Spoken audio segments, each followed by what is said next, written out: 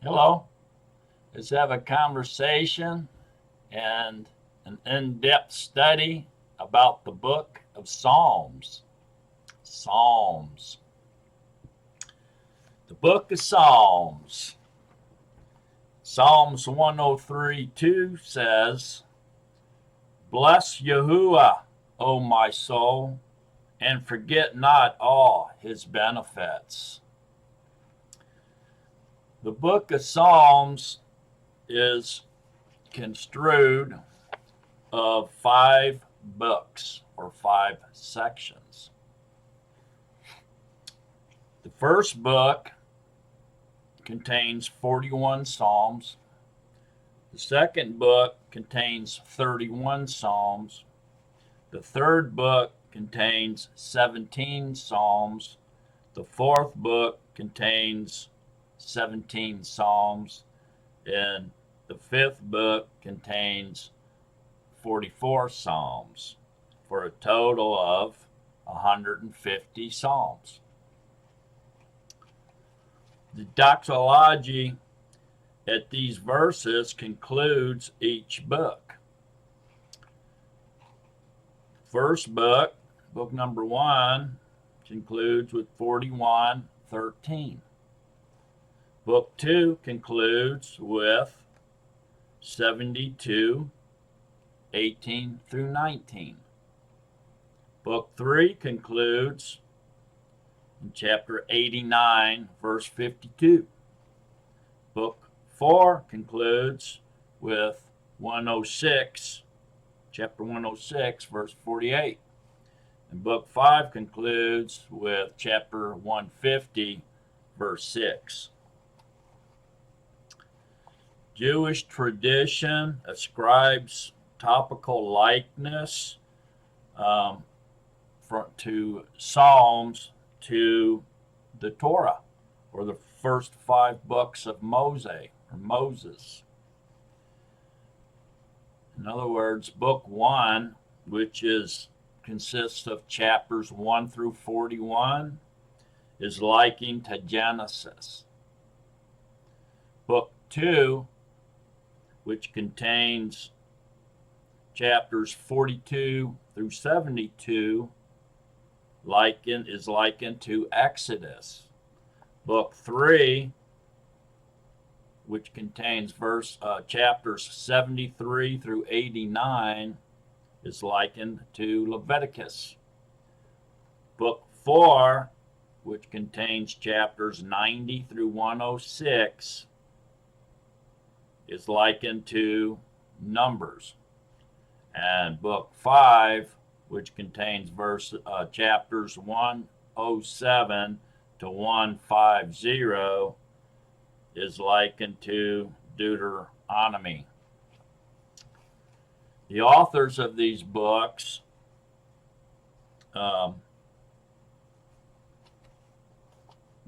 is mainly King David, or Dude. So book 1 is largely or mainly contributed to King David. Book 2 is mainly King David and Korah. Book 3 author is mainly Asaph. Book 4 is mainly anonymous. And book 5 is contributed mainly to King David at the end of his lifetime. The possible chronological stages in the growth and collection of the Psalms is book 1 and 2, original group by King David. Part of book 2, book 3, and about half of book 4, in other words, books 2 and 3 were added during the reigns of Hezekiah and Josiah. And half of book 4 and book 5 is a miscellaneous collections compiled in the times of Ezra and Nehemiah. Okay, so that's just a brief outline of Psalms. So let's get into it just in a deeper respect here. It's very interesting, actually. As we get into it, you'll see what I'm talking about. But the book of Psalms, okay? The word Psalms comes from a Greek word. It suggests the idea of a praise song, as does the Hebrew word Tehillim. It is related to a Hebrew concept which means the plucking of strings. It means a song to be sung to the accompaniment of stringed instruments. The Psalms is a collection of worship songs sung to Yahuah by the people of Israel with musical instruments. The collection of these 150 Psalms into one book served as the first hymn book, if you will, for Yahuah's people, written and compiled to assist them in their worship of Yahuah. At first, because of the wide variety of these songs, this praise book was unnamed, but eventually the ancient Hebrews called it the Book of Praises, or simply Praises. This title reflects its main purpose: to assist believers in the proper worship of Yahuah, or pure worship of Yahuah, pure prayer. The human authors, most scriptural books were written by one person, okay? But a few of them have multiple authors. Proverbs is one such example. Psalms is one of the rare books in the scriptures that was written by several people, and therefore it is a joint effort of many authors who wrote from many diverse experiences of life over a time span of almost 1,000 years. Familiarity with the varied writers of the Psalms is fairly important. So, the human authors start off with David. He's credited with most of them. King David, who was the second king of Israel and sweet psalmist of Israel in 2 Samuel 23:1. He is the chief author of all the Psalms. He is most of the Psalms. He is directly credited with writing 73 of the Psalms, and the New Testament affirms his authorship of 2 more. Thus, he wrote 75 of the 150 Psalms, which is exactly half of the Psalms. He's credited with Psalms 3 through 9, 11 through 32, 34 through 41, 51 through 65, 68 through 70, 86, 101, 103, 108 through 110, 122, 124, 131, 133, and 138 through 145. Psalms 2 is identified by Acts 4:25 as being written by David, as is Psalms 95 in Hebrews 4:7. Asaph, a priest who served as the worship leader in ancient Israel, wrote 12 of the Psalms. He wrote Psalms 50 and Psalms 73 through 83. The sons of Korah, a guild of singers and composers of music, are credited with writing 10 of the Psalms. Psalms 42, Psalms 44 through 49, 84 through 85, and Psalms 87.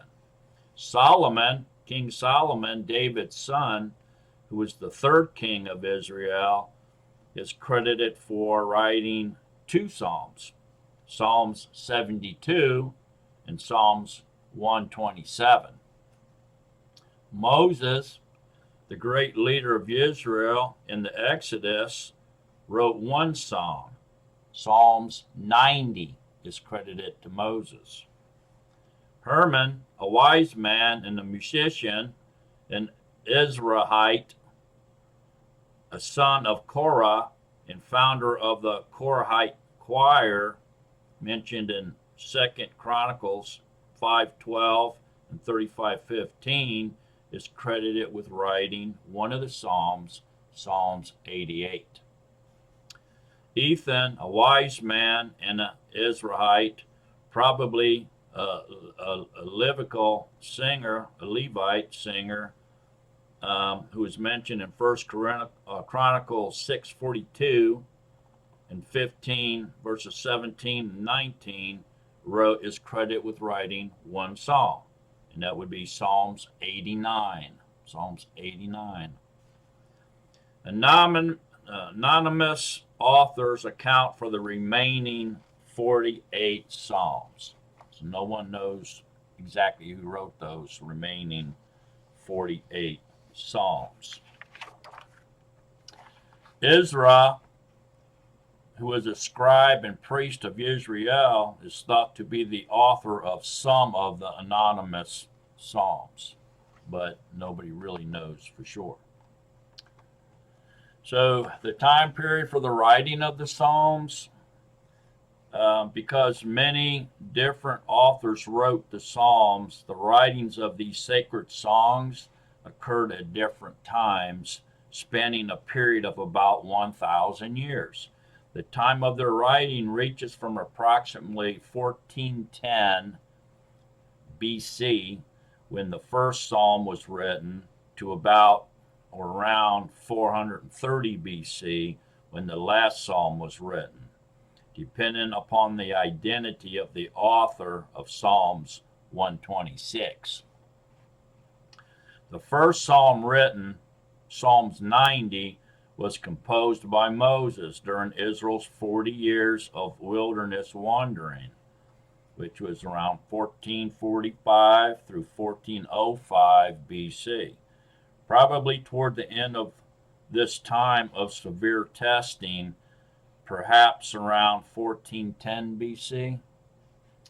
The vast majority of the Psalms were written during the kingly reign of David, which was around 1010 to 970 BC, and King Solomon, it was around 970 to 930 BC. The last psalm composed, Psalms 126, is thought to have been recorded after the time of Israel's Babylonian exile. During their return to the land of Yahudah, around 500 BC or even later, maybe around 430 BC, if Psalms 126 was in fact written by Ezra. Superscriptions and notations. More than 3/4 of the Psalms, around 116 of them, have a superscription added to the beginning of the Psalms that provides an editorial notation identifying the author, historical context, or how it should be sung. These were added after the time of their writing and were included to assist the worship leader and congregation in understanding and singing these psalms. You're going to find these superscriptions and notations in New King James Version and some other English translations, but you're not going to find them in the BYNV. Okay. Although these superscriptions were not a part of the original text, they are, nevertheless, considered accurate and reliable. Among the various kinds of information that these additional or editorial additions provide are: 1. The historical information. Most of these titles provide background information about the authorship, historical occasion, and personal dedication. An example of such a historical notation is in Psalms 3. It says, "A Psalms of David, when he fled from his son Absalom." Number 2 is musical instructions. Some of the titles were intended for the worship director, and they indicated what kind of song it is and how it is to be sung. These musical inscriptions accompany 55 of the Psalms, possibly to aid in their use on special occasions. For example, such a superscription is found in Psalms 4. It reads, "For the director of music with stringed instruments, a psalm of David." Number 3, important pauses. The word Salah has been added 71 times to the Psalms, serving as a later editorial addition that signified a brief interlude in the Psalms, either for a change of musical accompaniment, or different instrument, a brief interlude with stringed instruments, a call to pause and reflect upon the truth just stated, or a notice to begin a new section. Most scholars agree that Salah was a form of musical notation. An example is found in Psalms 3:4. "To Yahuah I cry aloud, and he answers me from his holy place," or set apart mountain. Salah.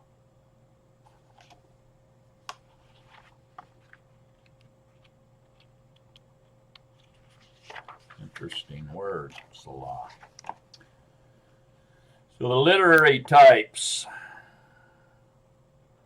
What are the literary types? The various psalms can be categorized by literary types, indicating the different subject matters they addressed or the various styles in which they were written.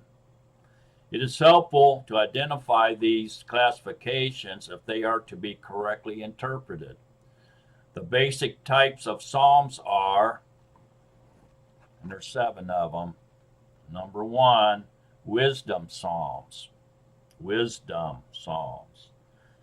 These instructive psalms provide practical guidelines for set-apart living and give direction for righteous living in the pursuit of Yahuwah's will. The wisdom songs are Psalms 1, 37, and 119. 119 I think is the longest psalms in there. Number 2, royal psalms, describing the coming messianic rule of the Messiah. These regal psalms portray him as the undisputed sovereign of sovereigns and master of masters, the sovereign over all of the heaven and the earth. The royal psalms are Psalms 2, 18, 20, 21, 45, 47, 68, 72, 89, 101, 110, 118, 132, and 144. The lament psalms, the lament songs. These highly emotionally charged psalms record the writer's heart cry to Yahuwah for divine deliverance from trouble and pain and misery. These lament psalms, are Psalms 3 through 7, 12 and 13, 22, 25 through 28, 35, 38 through 40, 42 through 44, 51, 54 through 57, 59 through 61, 63 and 64, 69 through 71, 74, 79 and 80, 83, 85, 86, 88, 90, 102, 109, 120, 123, 130, and 140 through 143.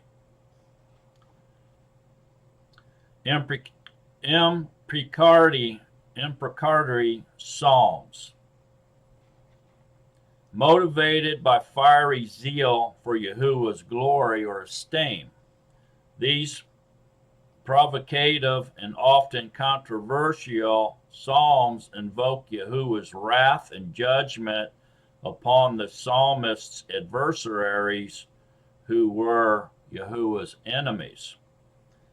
The psalmists call upon Yahuwah to punish the wicked and defend him as he carries out Yahuwah's work in the midst of his persecutors.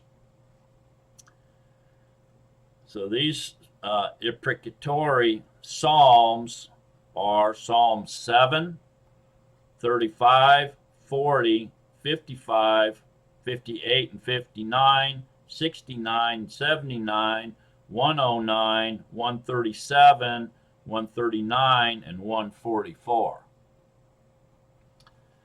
Thanksgiving Psalms. Thanksgiving Psalms.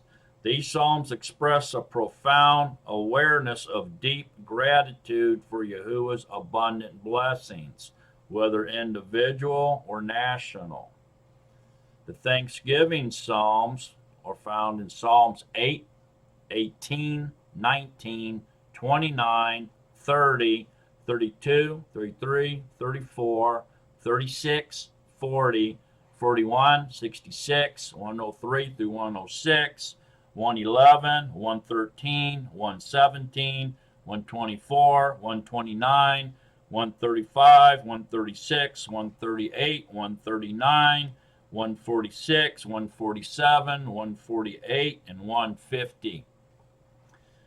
The sixth set of psalms is called the Pilgrimage Psalms. The Pilgrimage Psalms. These festival psalms foster celebration and praise for Yahuwah as Israel recalled Yahuwah's goodness to them as they traveled to Jerusalem for their annual feasts, the appointed times. The pilgrimage songs are Psalms 43, 46, 48, 76, 84, 87, and 120 through 134. 120 through 134. And the last group, and the seventh group, is the enthronement psalms. Enthronement psalms. These awe-inspiring, majestic psalms describe the majesty of Yahuwah's sovereign rule over all his creation and the providential care by which he sustains, controls, and directs all he has made.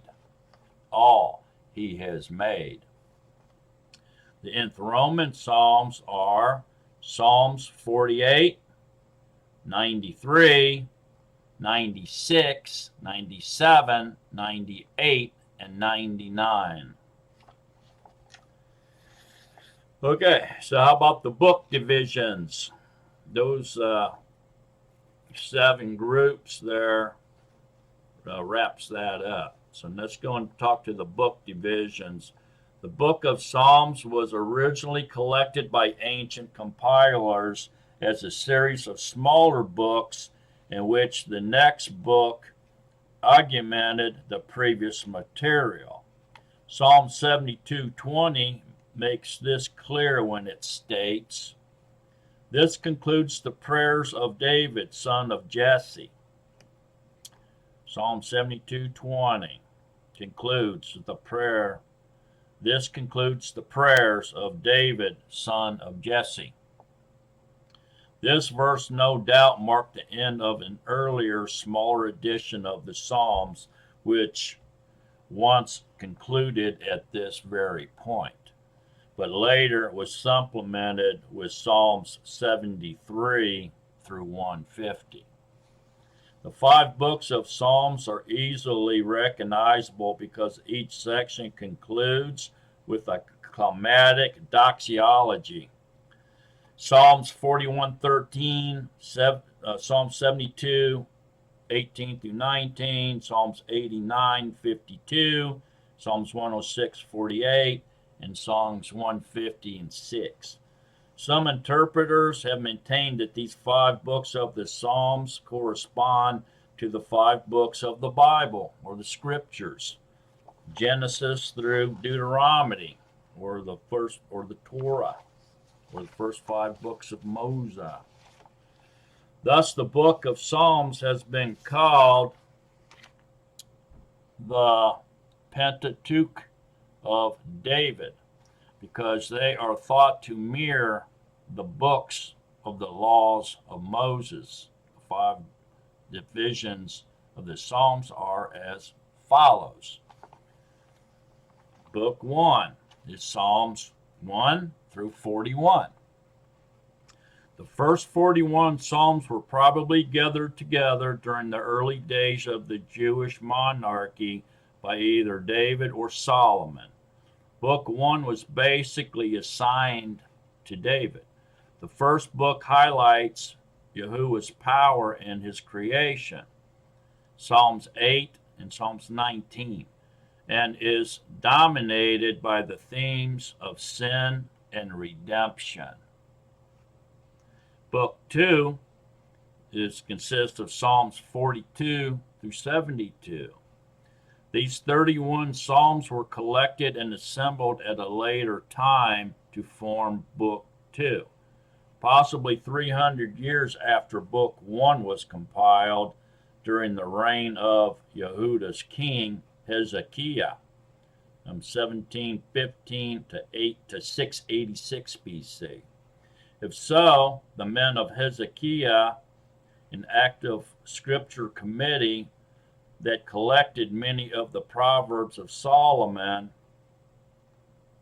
Proverbs 21:1, possibly organized these Psalms into a literal unit and added them to Book 1.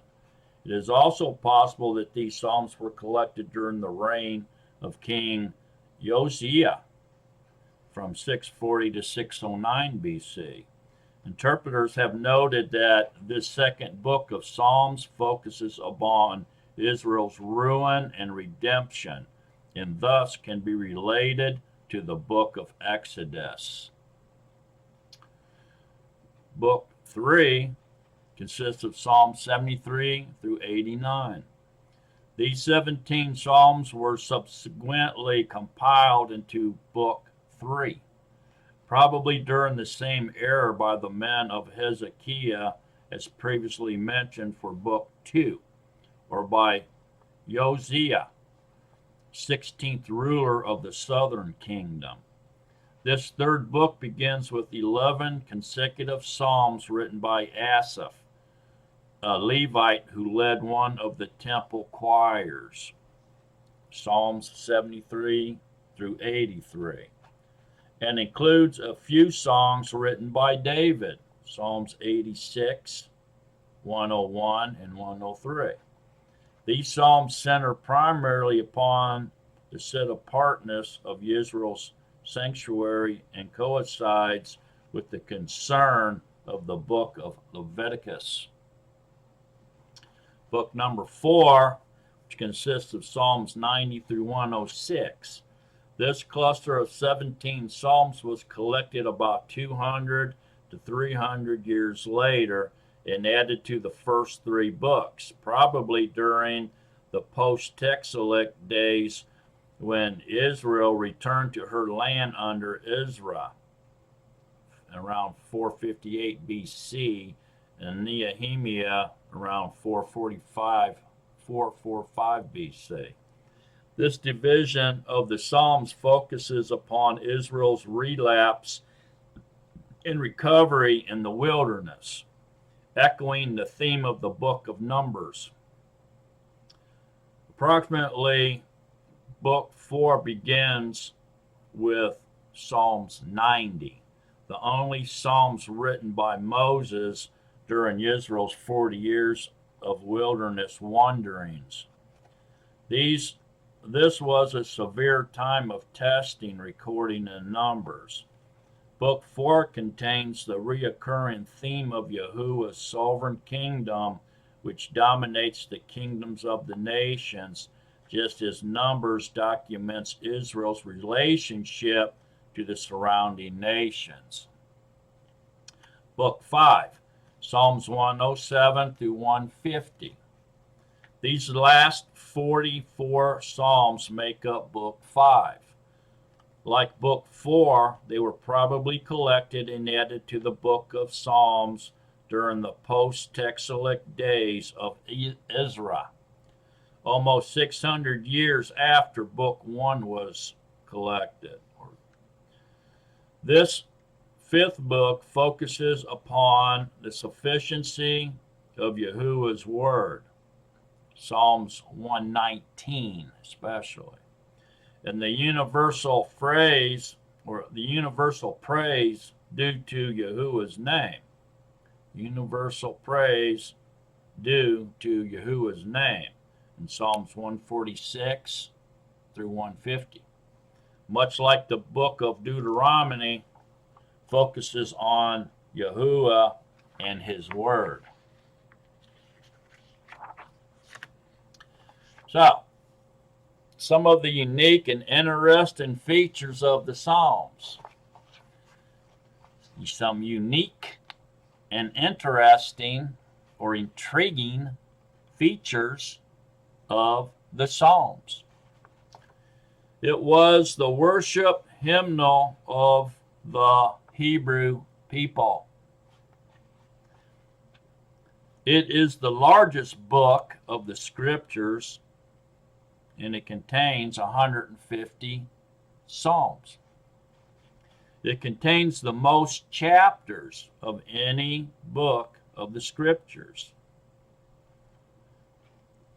Isaiah is second with 66 chapters. Psalms 119 is the longest chapter in the scriptures and contains 176 verses. Just that one psalm. Psalms 117 is the shortest chapter in scriptures, containing only 2 verses. Psalms 117 is also the middle chapter of the scripture.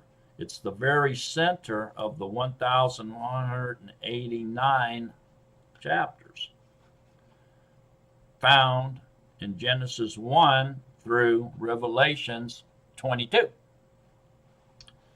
Psalms 118:8 is the absolute center of the 31,173 verses contained in the scriptures. The middle verse of the entire scriptures.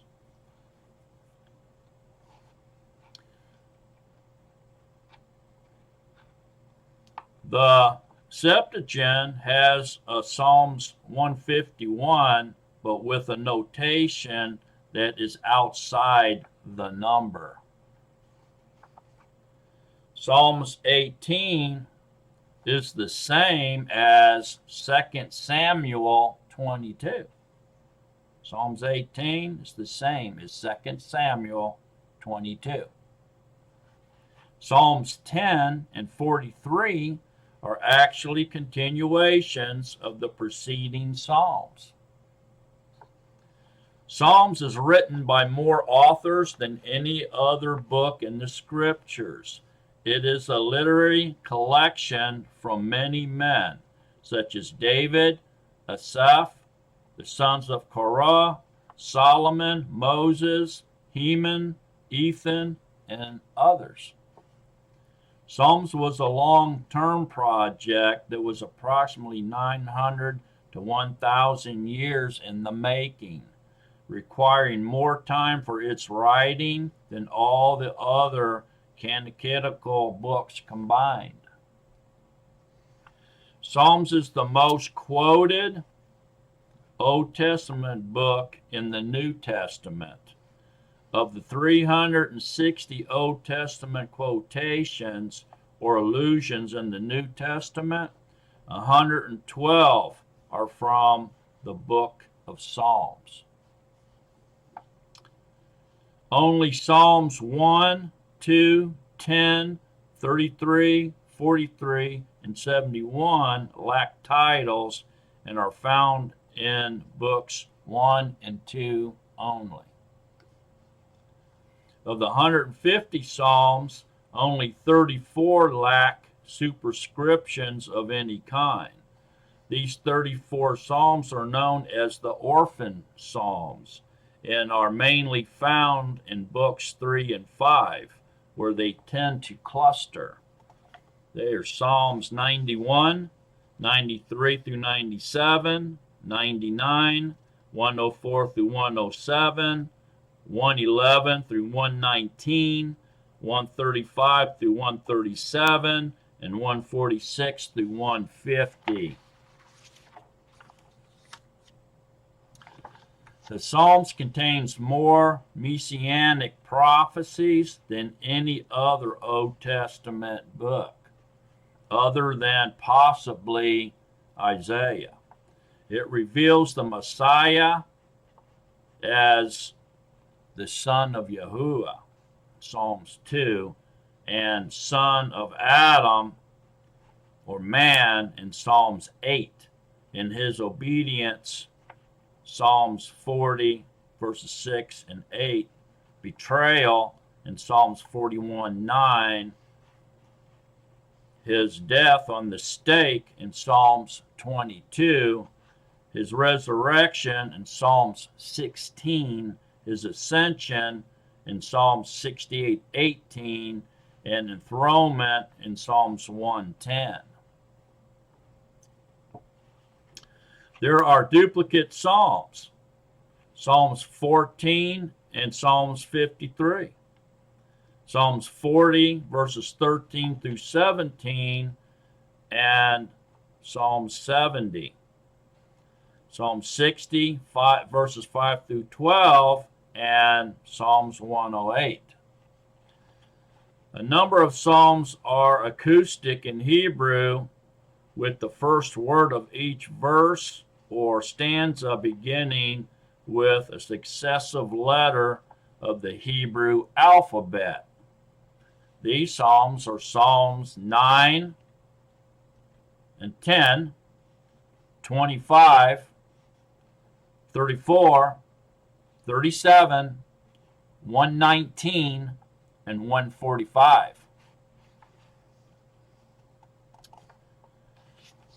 So, a brief outline of the Psalms, again, is one is introduction to the Psalms. That's Psalms 1 and 2. Number 2, David's songs, the Yahuah psalmist, which are Psalms 3 through 41, and those consist of book 1.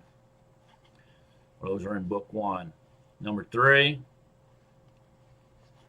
the psalmist,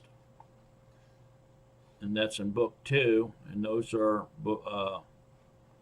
chapters 42 through 72.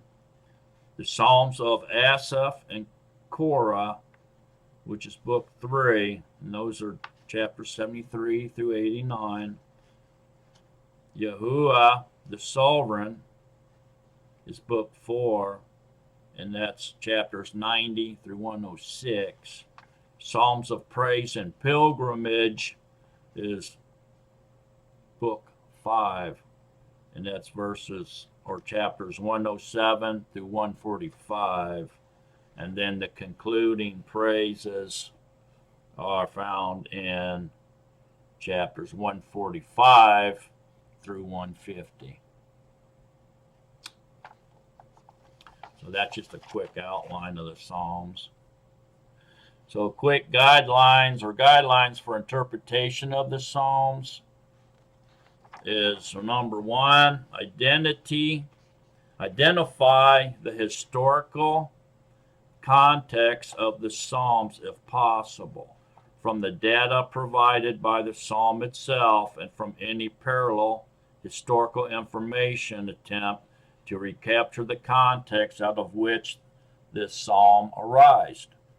Use the Psalm titles with caution. They provide a traditional interpretation but may be too specific in some situations. Number 2, diagram the Psalms to see the flow of the poetry.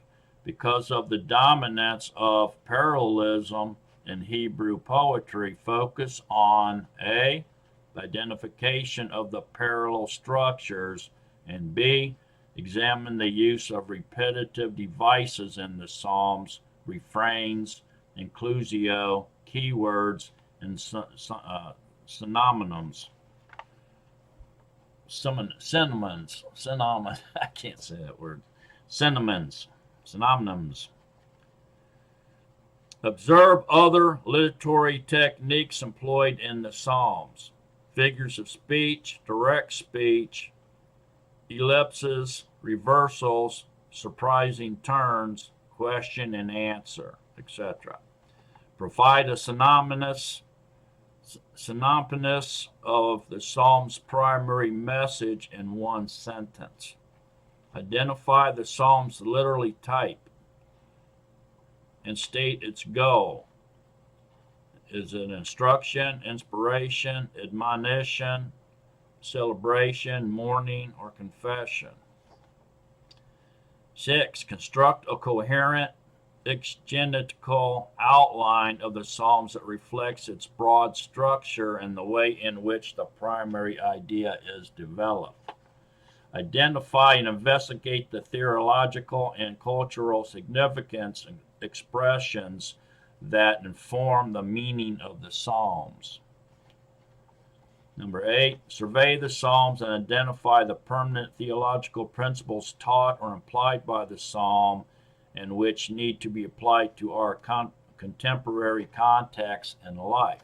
Number 9, apply the truth to your own life, noting the believer's connections in much of the Psalms, or the body's connection in much of the Psalms. Number 10, prepare a teaching outline for the Psalm for your present or future use.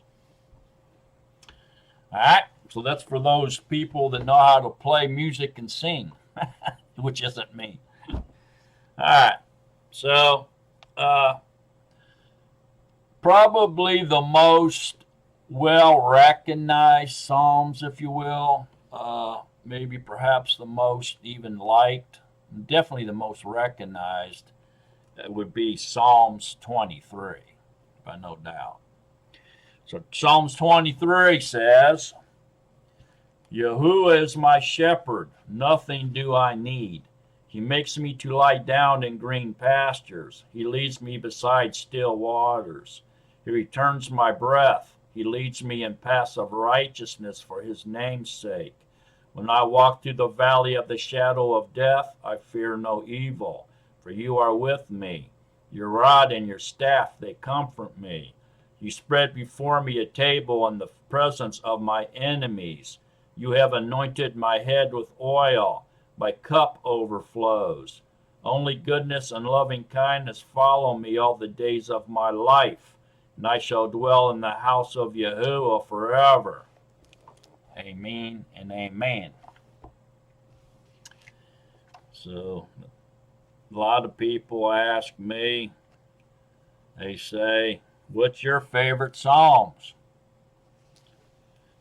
And yeah, I have a lot of favorite Psalms. I mean, I love the book of Psalms. It's very, very powerful stuff in there.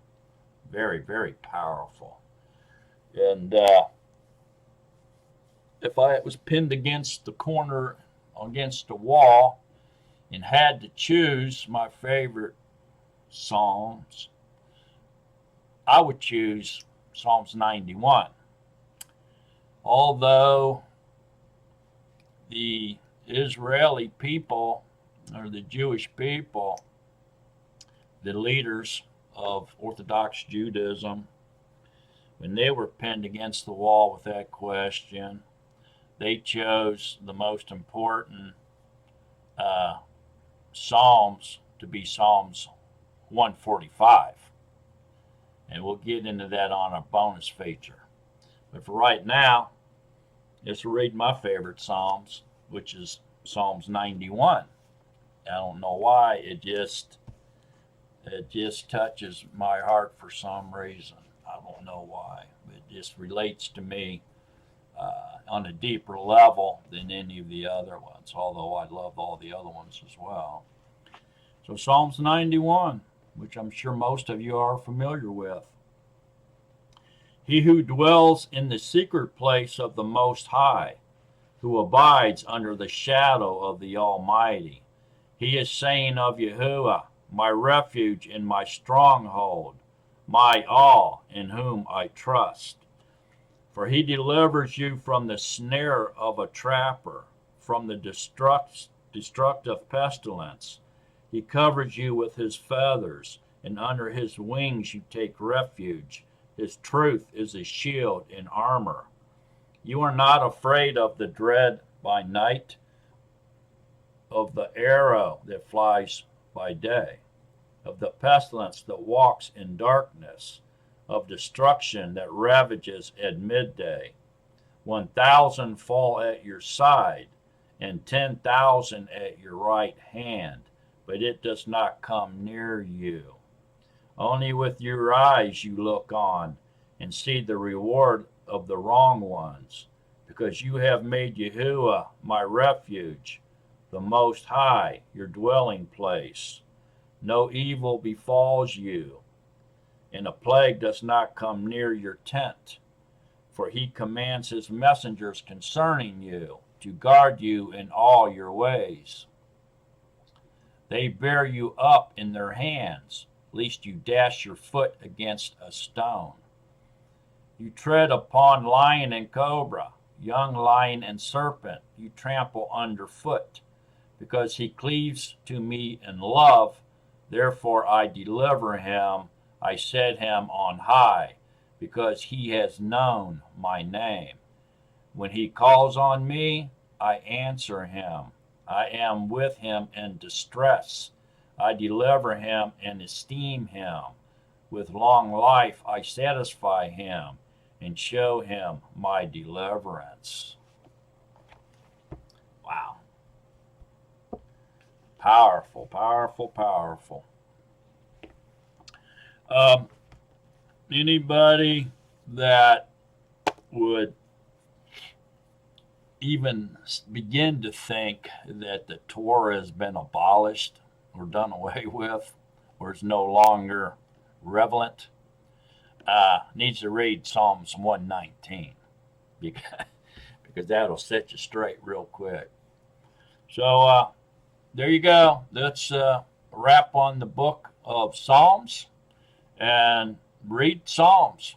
It's a beautiful, wonderful experience to read through the book of Psalms and find one that really touches your heart and reaches out to you. You know, claim it as your own.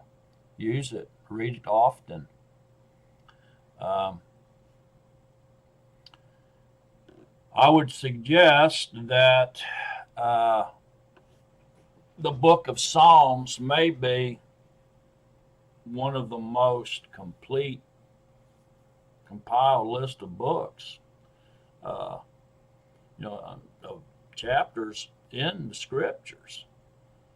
I mean, if you didn't have any other scriptures and you just had the book of Psalms, I think you'd be fine. You'd be able to find Yahuah, in his salvation, deliverance, just through the book of Psalms. And we'll get more into that here in the bonus feature. For now, I hope you enjoyed this. I hope this helped you to understand the book of Psalms. Very important part of scriptures. A lot of people overlook Psalms, And remember to stay in love with Yahusha Mashiak. So long, Nazarene, beloved of Yahuah.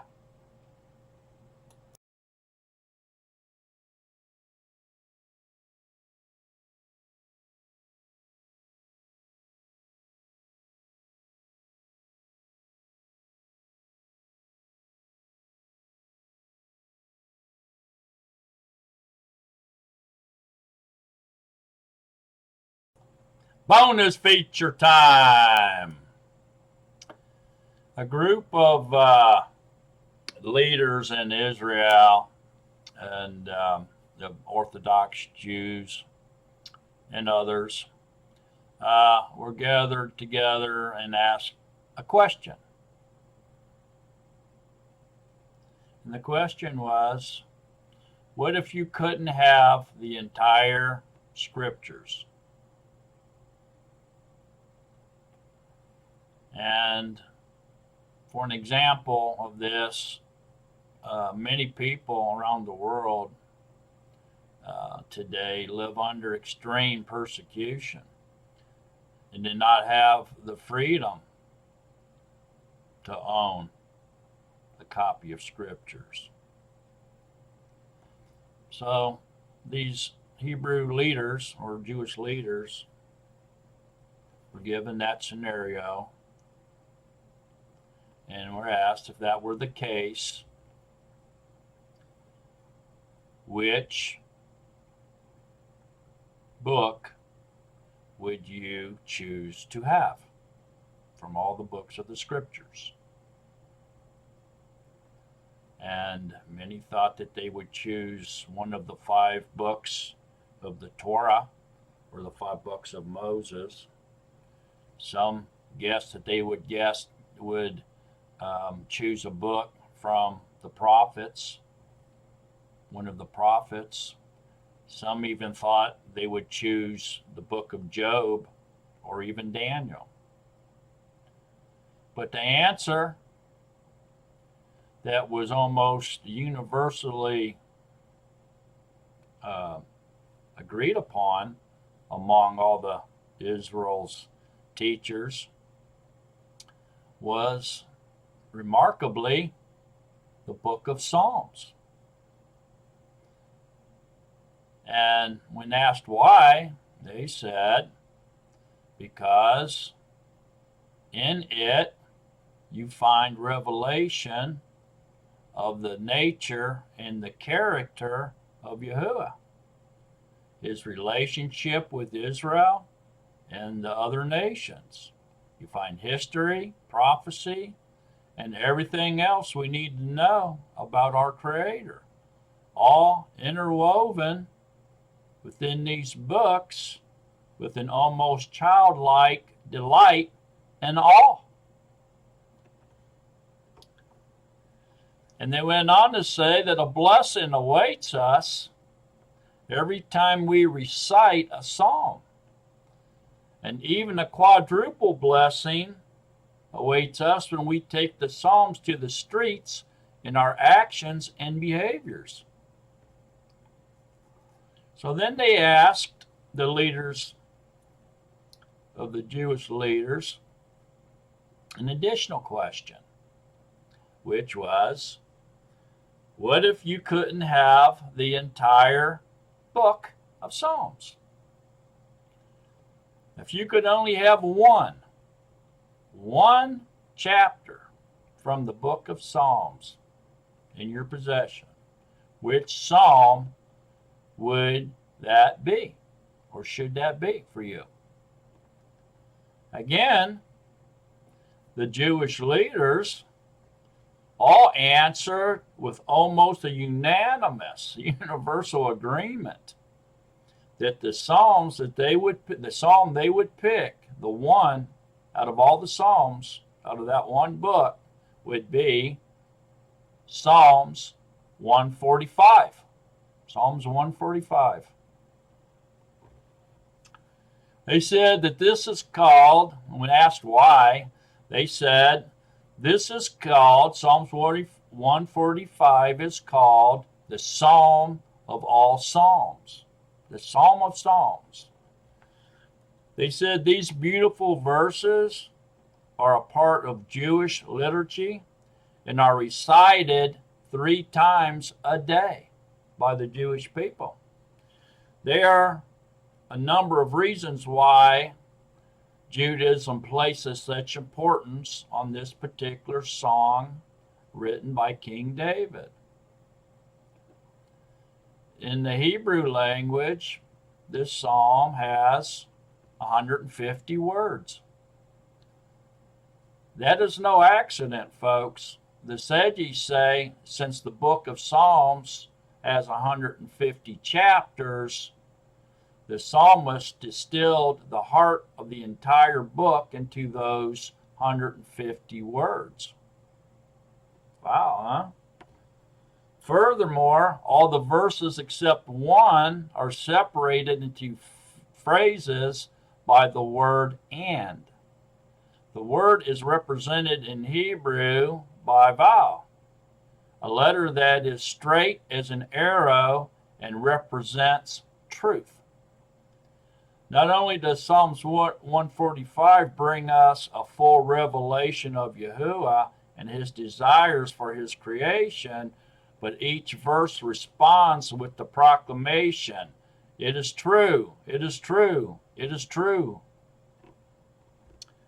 Each time the Psalms is read, it is prefaced with other verses, including Psalms 144:15, which reads, "Blessed are the people whose all is Yahuah." The Sages tell us that we can only truly understand Psalms 145 in the context of Psalms 144. Both were written, they say, by King David toward the end of his life to celebrate his many military victories. But these two psalms are very different from one another. The Psalm and the Sword. The Psalm and the Sword. Psalms 144 falls within the category of literature called martial literature, common in both ancient and modern cultures throughout the world. It is a genre that focuses on military conquest, singing the praises of heroes, lauding soldiers, and their amazing exploits and military accomplishments. However, Psalms 114 is unique in the way David expresses the Jewish attitude toward war and warriors. There are no triumphant soldiers praised in this song because triumph soldiers have absolutely no claim to the victory or to the resulting esteem. They are only a tool in the hand of Yahuah, and they know it. He is the one who fights for them. He is the one who trains their hands for war and their fingers for battle.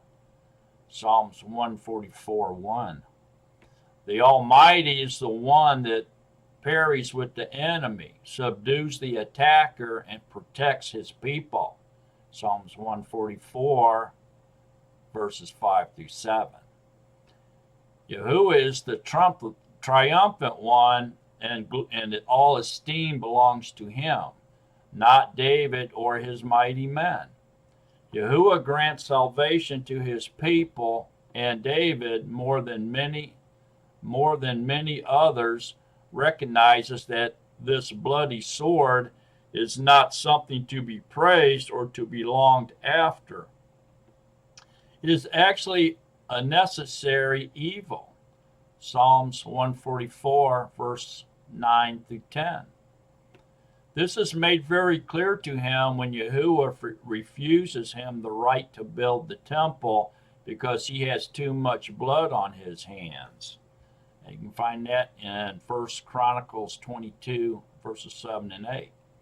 Much of it was spilt at the direction of Yahuah, but David recognized that it is not something to rejoice over. It was a necessary evil. That sword may be needed to combat hostile nations as are Israel's weapons today, but it is something that should always be deplored. So David had a passion to create a new kind of literature, a new kind of song that wasn't about muscle or might. Rather, he longed for the psalm about purity and set apartness and the power and goodness and the loving kindness of Yahuah, a song of praise to Yahuah, who deserves all the credit for David's military successes. He is Yahuah who delivers his people from those who would destroy them, and not just because he loves them. Those enemies, David says, were actually haters of Yahuah himself. Likewise today, those that would destroy Israel are at war instead with all of Israel, Yahuah. They are Yahuah's enemies, and he will protect and deliver his chosen people. Psalms 145 embodies the heart of David, the passionate Israelite and warrior king, as he proclaims Yahuah is and what he does. David wants all the world to understand that it is the action and purpose of Yahuah that gives us everything: our breath, our lives, our energy, our vitality. Everything is a perpetual gift from Yahuah. He is Yahuah who constantly gives life, protects life, blesses life, and blesses the world with life. And we, like David, can't help but draw to him by that irresistible, everlasting love. He draws us, and draws us into even deeper and deeper and deeper communion or relationship with him that causes us to love him at a much deeper spiritual level, which causes us to draw even deeper and deeper, which causes us to love him even more and more and more. And we become part of a beautiful, wonderful, perpetual cycle of love, of a love relationship, such as in marriage, unity. We become one with our Maker, who is our husband. David is at his most eloquent as he speaks of the majesty, magnificence, and grandeur of Yahuah. Suddenly, the powerful, majestic vistas of creation, such as the Grand Canyon in Arizona, the Rocky Mountains in Canada, the oceans, the galaxies of the heavens, become our context for comprehending this incredible Yahuah that David speaks about. No matter how much of Yahuah's grandeur and greatness we understand, however, it is barely a drop in the bucket. We are simply intellectually incapable of truly comprehending Yahuah. But of course, that is where our belief comes in. And in his incredible, infinite, majestic power, he decided to put on creation like a garment, as we are told in Psalms 93:1. It says, Yahuah reigns. He is clothed with majesty. Yahuah is clothed. He has girded himself with strength. Surely the world is established so that it cannot be moved. As we absorb this, we can begin to get a glimpse of who he is. And when we do, all we can do is fall on our faces and praise his name. Praise the name of such an amazing awe. He is unfathomable in his power and yet near and comprehensible in his essence. He is also the one who counsels us in the middle of the night, comforts us when we are mourning, warms us when we are cold, and encourages us when we are afraid. He is the one that has numbered the hairs on our heads, who loves us intimately, passionately, and tenderly. He is the one who is always there at just the right time, just the right way, and in every time, in every way.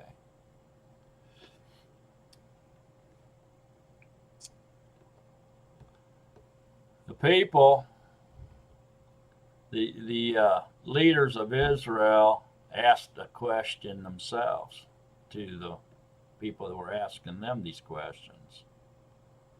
And it was, if Yahuah is so incredible, so all-knowing, and so committed to opening his hand and caring for our needs and desires, why do we have to cry to him as it says we do in Psalms 145, verses 18 and 19? Why does he allow us to get into uncomfortable situations or allow circumstances that cause us to cry? Causes us to cry. And, of course, the people could not answer that question. And so they asked the leaders, the Jewish leaders, to answer it for them. So they did. They answered and said, it's because he loves to hear the sound of our voices. He loves to hear the sound of your voice. And so he allows you to be in situations that causes you to draw near and cry to him. But David is clear that this incredible Yahuah will never let those cries go unanswered. In verse 16, it says, you open your hand and satisfy the desire of every living thing. Yes, we cry out with desperation and we have critical needs. We are afraid where something terrible is happening, perhaps with one of our children, or we don't have enough money to meet the day's demands. But Yahuah hears us, but he also cares about our desires. Many years ago,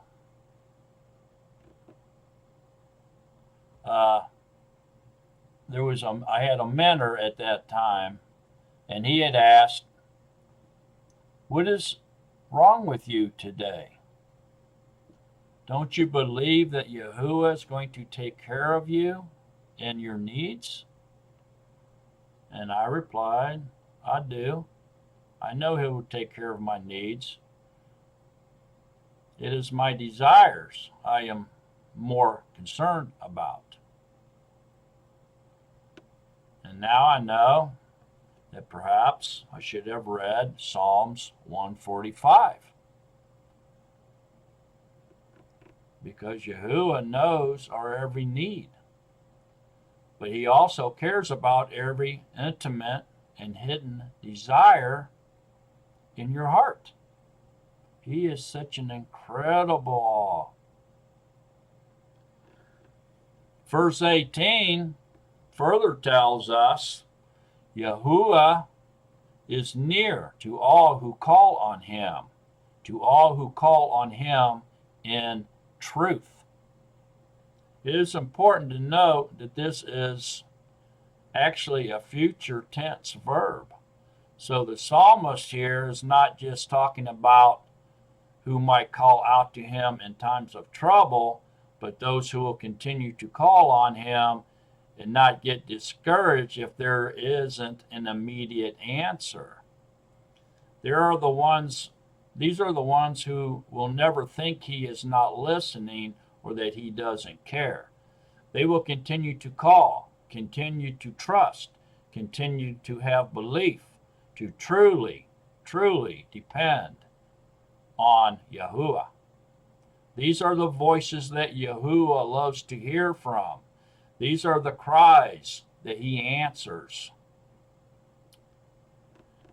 Yahuah is near to all who call on him, in truth. Amen. So, Psalms 145. The leaders of Israel and the scholars who were asked these questions said that we can't comprehend or get the meaning and context of Psalms 145 without reading first Psalms 144 with it, preceding it.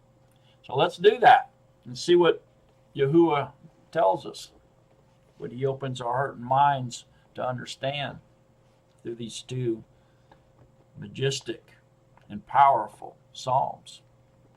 So Psalms 144 and Psalms 145.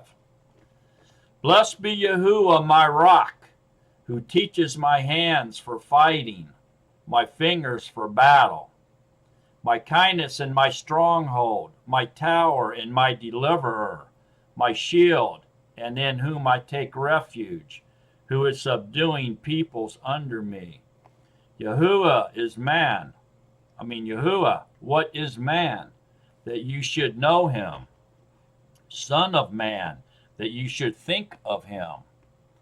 Man is like a breath, his days like a passing shadow. Incline your Shemayim, Yahuah, and come down. Touch the mountains that they smoke. Send forth lightning and scatter them. Send forth your arrows and confuse them. Send forth your hand from above. Rescue me and deliver me out of great waters, from the hand of foreigners, whose mouth has spoken falsehood, and whose right hand is the right hand of lies. O Yahuah, a new song I sing to you. On a harp of 10 strings I sing praises to you. Who gives deliverance to sovereigns, who rescues Daud, his servant, from the evil sword. Rescue me and deliver me from the hand of foreigners, whose mouth has spoken falsehood, and whose right hand is a right hand of lies.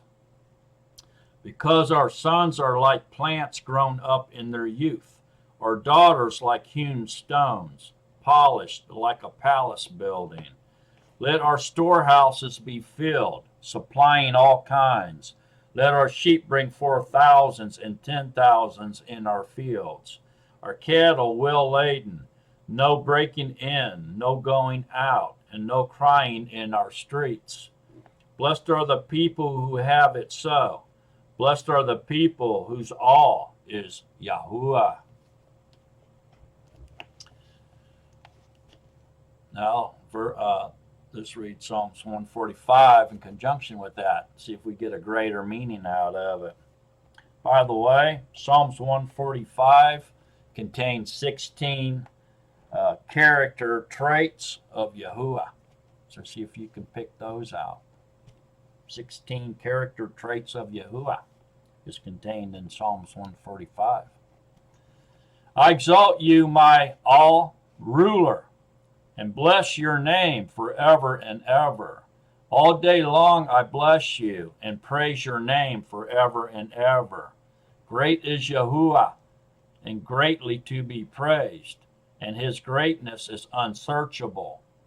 Generation after generation praise your works, and they declare your mighty acts. I declare the esteemed splendor of your excellency, and the matters of your wondrous works. And they speak of the might of your awesome acts and recount your greatness. They send forth the remembrance of your great goodness, and they sing of your righteousness. Yahuah shows favor and is compassionate, patient, and great in kindness. Yahuah is good to all, and he has compassion on all his works. All your works give thanks to you, Yahuah, and your kind ones bless you. They speak of the esteem of your reign and talk of your might, to make known to the sons of men his mighty acts and the esteemed splendor of his reign. Your reign is an everlasting reign, and your rule is throughout all generations. Yahuah is supporting all who are falling and raising up all who are bowed down. The eyes of all look to you expectantly, and you are giving them their food in its season, opening your hand and satisfying the desire of all that live. Yahuah is righteous in all his ways, and kind in all his works. Yahuah is near to all who call upon him, to all who call upon him in truth. He does the desire of those who fear him, and he hears their cry and saves them. Yahuah preserves all those loving him, but all the wrong ones he destroys. My mouth speaks the praise of Yahuah, and let all flesh bless his set apart name forever and ever. There it is. There you have it. Did you get anything out of that? Out of those two Psalms? If not, read them for yourself over and over and over. See what Yahuah reveals to you through his Psalms. So even though those songs sound like teachings or, maybe they sound like a prayer, or praising or whatever, but what they really are songs. They're be sung to him and song and together with instruments. Okay, and very, very powerful stuff. Psalms are very, very powerful. Don't ignore the Psalms. Psalms are huge. Praise Yah. Praise Yah with songs and psalms and songs of praise. Praise Yah. Praise Yah, all the world. Praise Yah continuously. Thank you for watching. And remember, always remember, to stay in love with Yahusha. So long, Natsarim, beloved of Yahuah.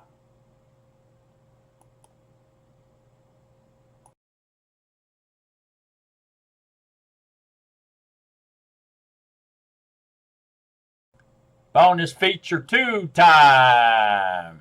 I just love doing this, don't you? Reading scripture. Ephesians 5, starting in verse 6. Let no one deceive you with empty words, for because of these the wrath of Yahuah comes upon the sons of disobedience. Therefore do not become partakers with them. For you were once darkness, but now you are light in the Master. Walk as children of light. For the fruit of the ruach is in all goodness and righteousness and truth, proving what is well-pleasing to the Master. And have no fellowship with the fruitless works of darkness, but rather expose them. For it is a shame even to speak of what is done by them in secret. But all things being exposed are manifested by the light. For whatever is manifested is light. That is why he says, Wake up, you who sleep, and arise from the dead, and Mashiach shall shine on you. See then that you walk exactly, not as unwise, but as wise, redeeming the time, because the days are wicked. So then do not be foolish, but understand what the desire of Yahuwah is.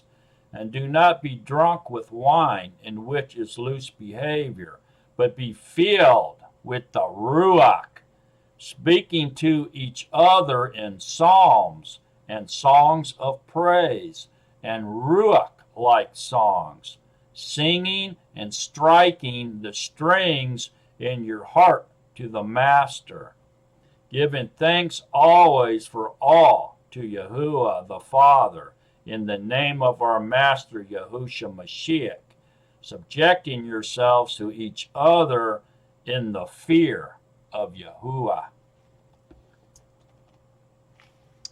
So there you have it. We're supposed to speak to each other in psalms. So when you go out and you talk to each other, you talk to each other on the phone or anything, or even out in the public, take the psalms with you and speak them to people. So use the psalms in your testimony and your witnessing. Speak psalms to other believers and when you're giving testimony and witnessing. Okay? Speaking to each other in psalms. So learn the psalms, try to memorize them if you can, and then use them in your normal everyday conversation or interactions with other believers and other people. And songs of praise and ruach-like songs, singing and striking the strings in your heart to the Master, giving him thanks always. So, be joyful, be at peace, be lifted up in spirit, singing songs of praise to Yahuwah in your heart and your mind. Ruach-like songs, singing in the Spirit, to the Spirit. Okay? So, read the Psalms. Read the Psalms. Memorize them. Use them in your everyday language. Repeat them. Pass them on from generation to generation. Thank you again for watching, and I hope this helps. And sing, sing, sing. Sing the songs to Yahuwah. So long, beloved of Yahuwah. So long, Nazarene.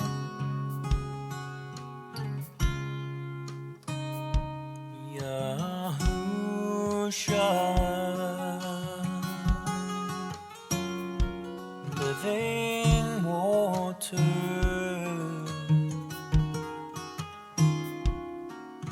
Baruch haba Hashem Yahuwah,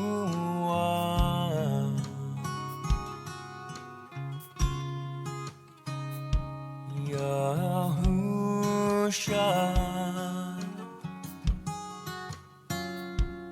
living water,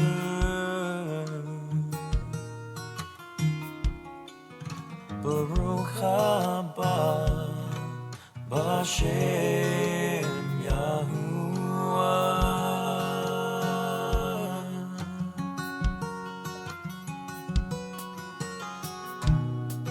I sing out with praise to you.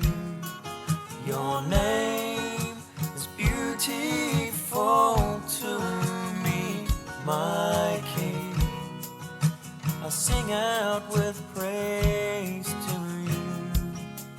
My heart desires to honor you, my Yah. I sing out with praise to you, Yahusha.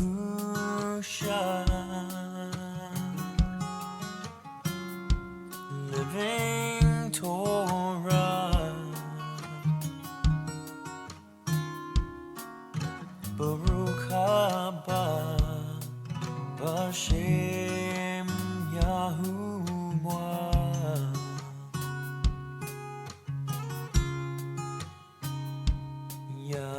Yahusha, living Torah,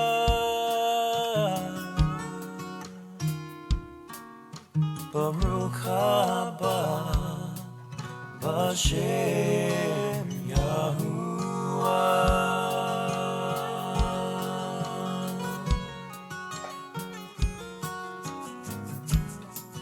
I sing out with praise to you. Your name is beautiful to me, my King. I sing out with praise to you. My heart desires to honor you, my Yah. I sing out with praise to you, Yahusha.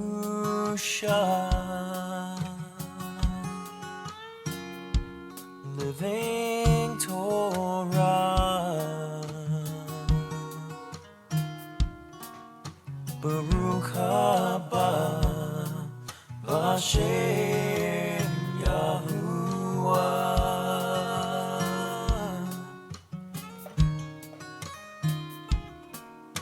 Baruch haba b'Shem Yahuah.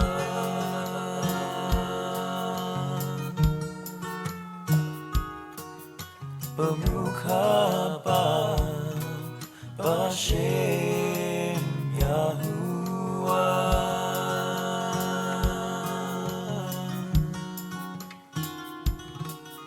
Baruch haba b'Shem